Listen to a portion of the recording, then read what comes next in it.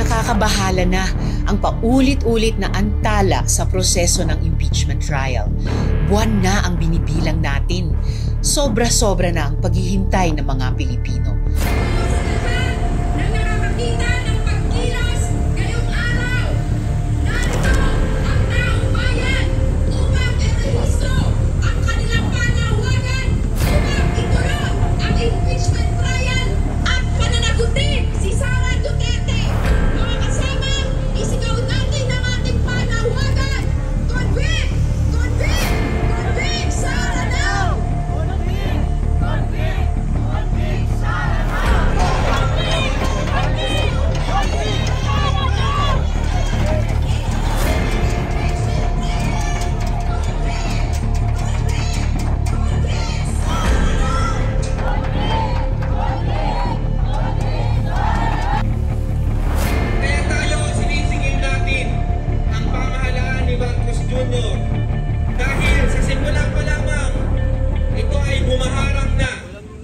tuloy ang impeachment.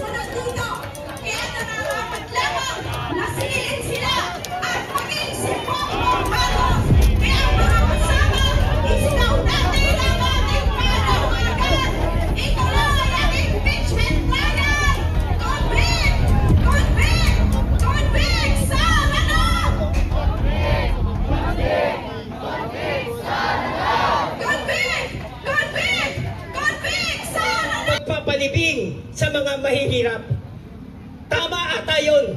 Kasi marami mga mamamayang Pilipino ang namamatay sa gutom dahil sa mga bulok na patakaran ng rehimen na ito. Kaya malinaw na hindi dapat ang inuuna. Ang inuuna dapat ang paglulustay ni Inday Sara sa pondo at kabanyaman ng bayan.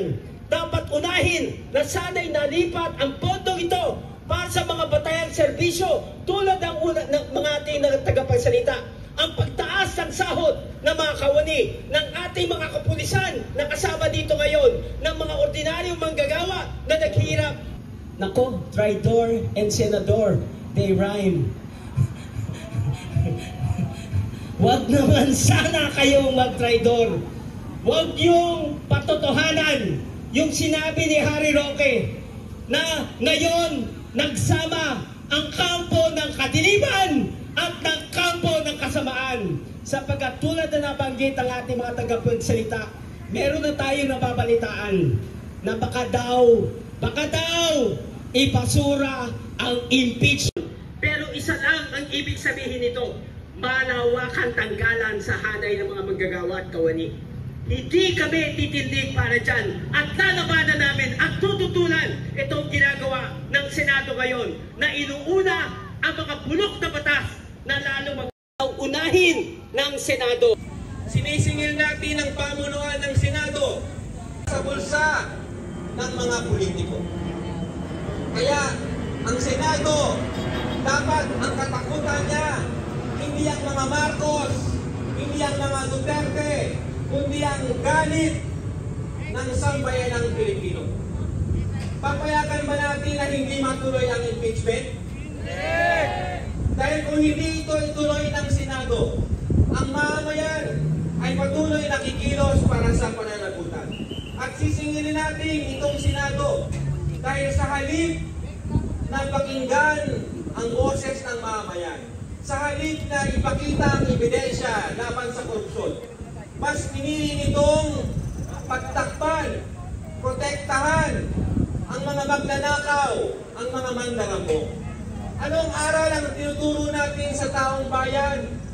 Pwedeng magnakaw, pwedeng magtago ng confidential. I was really hoping na siguro naman, okay, dahil nga electoral break, sige, pero dapat ka ako pag mag-resume na sila uli, kailangan aksyonan ka agad. Kasi I've always been taking the position na kahit recess o kung ano ang kongreso, kahit walang regular session, ang position ko dyan ay kapag sa usapin ng impeachment ay obligasyon nila. It's their constitutional duty na mag-trial talaga.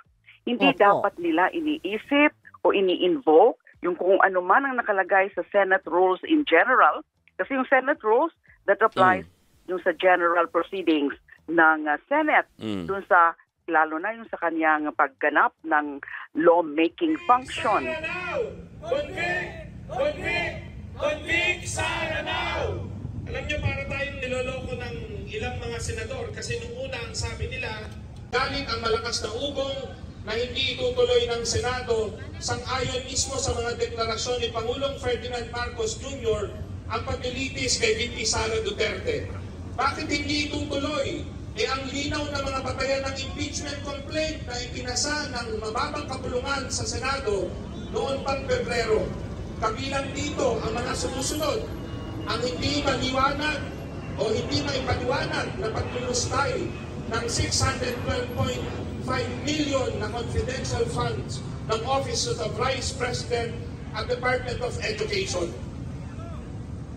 Ang mga kasong panunuhol sa mga opisyal ng DepEd, pagpatay sa Pangulo. Sa lahat ng produkto na binibili ng taong bayan at sa tindi ng taas presyo ng ating mga bilihin, kakabit po niyan ang patuloy din na pagtaas ng mga buwis na binabayaran ng taong bayan sa gobyernong ito. Pero anong ginagawa ng mga politiko, lalong-lalo na ni Sara Duterte? Ang ginagawa nila, pinupulsa, nilalagay sa mga maanomaliang programa ng gobyerno kagaya ng confidential and intelligence funds. At hindi po tayo nagtataka kung bakit pinapayagan ni Bongbong Marcos na hindi mapanagot si Sara Duterte. Mapanagot sa isa sa mga pinakakurakot na politiko, pinakakurakot na pamilya ng mga politiko dito sa Let us all hope this is the last delay. While I support my colleagues in our shared sense of urgency in passing important legislation in the last days of the 19th Congress, including the landmark anti-POGO bill, we cannot postpone our constitutional obligations any longer. Any further delays in commencing the trial against Vice President Duterte would violate the Constitution, which clearly states that the Senate must forthwith proceed with an impeachment trial. Hindi kapag ready na, hindi kapag convenient, kundi shall forthwith proceed. Huwag naman sana yang baliwalain.